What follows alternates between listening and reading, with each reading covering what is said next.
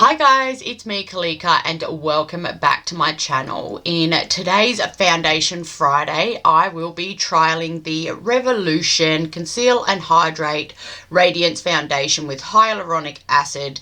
This is a medium to full coverage foundation. Let's see if it's got any claims on it. No claims on it. I have this foundation in F2, which is the second lightest shade. This is definitely not a colour match for me. I had to put in a lot of work to try blend it down my neck. It is medium to full coverage. I'm going to say it's more full coverage than medium coverage. I can feel it on my skin, so I'm not going to say this is a lightweight foundation. It is quite a thick consistency, and as you see in the application, I feel like it blends well with a sponge or a brush, so it doesn't really make a difference how you like to apply your foundation. I have had to set this one with the Revlon Photo Ready Blurring Powder in number 10, so it didn't set down. So originally I set just so I could put my contour and blush on, and then as you see after application I did end up setting this half of my face with powder just to see what sort of difference it makes, because I was already getting some creasing in my smile lines.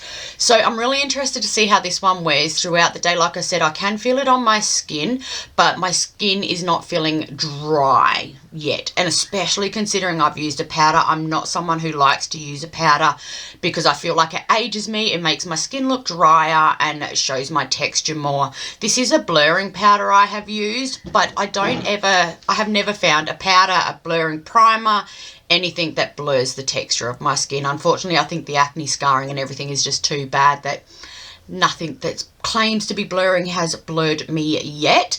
But I'm really excited to see how this foundation wears throughout the day, and I will see you in the next clip where I'm applying. Okay, so we're going to prime half of my face. I'm going to use the Flower Primer. This is my favourite primer in the sense that I always feel like it makes a difference when I have it on to the luminosity of my skin. So we're just going to put that on this side.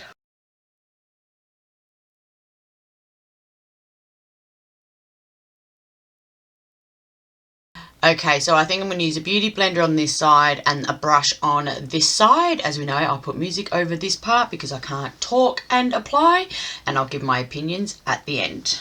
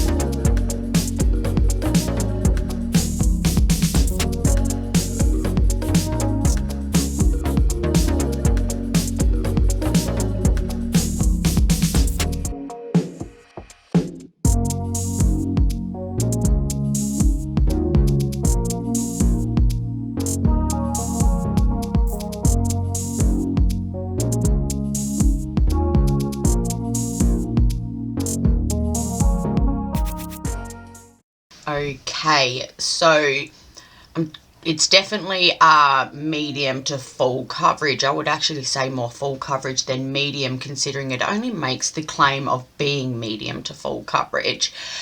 I think this colour's not the right colour. I don't think the camera's picking it up, but in real life it feels quite pink on my skin. As I've said, the shade is F2. It's nice. It feels quite heavy on the skin. I can definitely feel it on the skin. But I'm really interested to see how this is going to wear throughout the day. I think it applies nicely with the sponge and the brush. Both sides look the same. One doesn't look smoother. When I was initially applying it with the brush, it did look quite streaky, but once I stippled it all out to blend it, it worked fine. So I'm going to say both work. And yeah, let's see how this one wears throughout the day. I'm just going to finish the rest of my makeup and I'll be back. Okay, so I've finished the rest of my face. I'm definitely still feeling like brush or sponge, it doesn't make a difference. Something I want to point out is definitely not a colour match. So I don't know if you can see here that it's a different colour. Let's zoom in a little bit. So this is all filmed in natural lighting. It's definitely gotten slightly darker, and I can see here that it's not blended. So I wanted to point that out before I tried to blend it a little bit more. Alright, so first thoughts are, it's definitely a fuller coverage. It is not my colour, but let's see how it's going to wear throughout the day. I did set here and just the top of my forehead with a little bit of the Revlon Photo Ready Blurring Powder. I have the shade Fair Light 10, just because it hasn't set down, so it's not one that sets down onto the skin. I needed to put a little bit of powder to be able to blend the blush and contour and everything like that. It does, I can feel it on my skin, so I'm not going to say it's really light on the skin. I can definitely feel it, and I am interested to see how this wears throughout the day. I've already had to blend out a little bit of creasing that I get in my acne scarring here, and I don't know if you can see it, but I am already getting lines here. So what I might actually do is set one side to see if there's a difference that it makes. I don't generally like using a powder. I have dry skin, but this is meant to be a hydrating foundation. So I'm going to put just a tiny bit of powder. Take the same one. Where's my brush gone? I'm just going to take like a really small amount. And let's set that one side and see if that makes a difference. I haven't found a blurring powder that is blurring, but let's be real. I hope the camera is showing it, but I have so much acne scarring and so much texture in my skin that I haven't even found like a pore refining or a blurring primer or anything that makes a difference for my skin yet. So yeah, let's just set this whole half of this face. I'm not putting any more product on. I'm just setting this half of my face. Remembering this side has the primer, the illuminating primer, but this is obviously highlighter, but I don't feel like this looks matte. So that's awesome.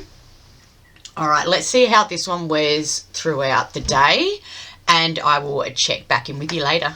Okay guys, so I'm back for my first check-in, and I realised I didn't tell you the time when I'd finished applying the makeup. I'd finished putting everything on at 9, so it is now 1 o'clock, so we're nearly 4.5 hours in.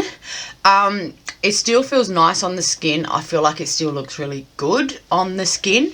The only thing I'm not liking is the creasing. I don't know if you can see it in my smile lines, but it's definitely more creased. And also, like, I just feel like it's sitting on top of my skin, maybe not in it, and it's kind of like all separating and stuff. Like,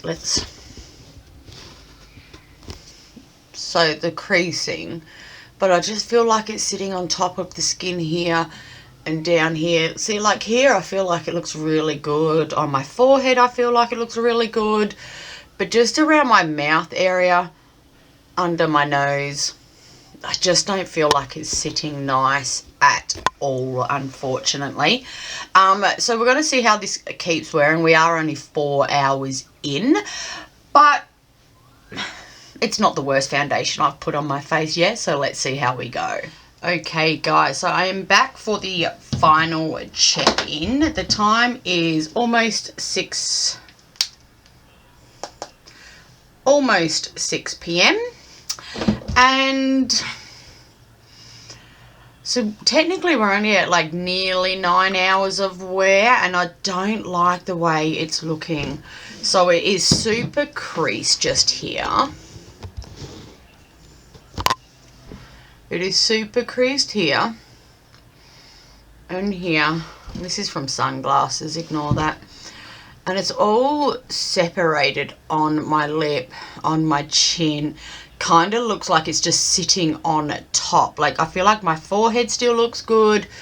Like, my cheeks still look good. I did have to wear a mask for a little bit.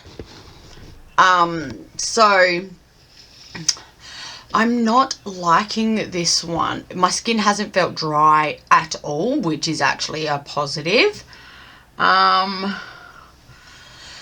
All right, let's rate it.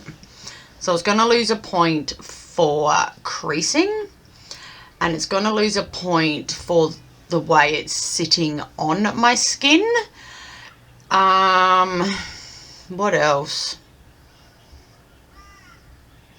It's going to lose a point because it doesn't set down. It was still very tacky, and I feel like when I touch my face, it does come off on my fingers. So what was that? 3, 4. I don't know. I'm going to give this like a 6 out of 10.